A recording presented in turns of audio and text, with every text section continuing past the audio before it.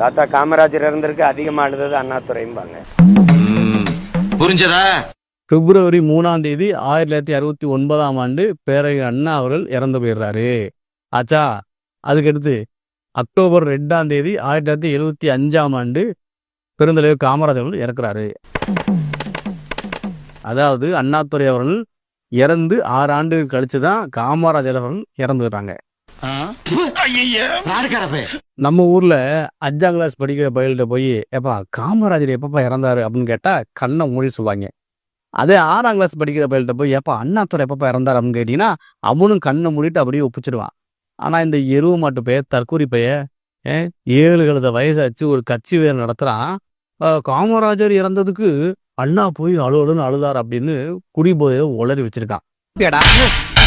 நீ கேட்ட ஒவ்வொரு கேள்வி என்ன செருப்பால் அடிச்ச மாதிரி இருக்குடா. மாதிரி இல்ல, உண்மையிலே செருப்பால தான் அடிச்சோம்.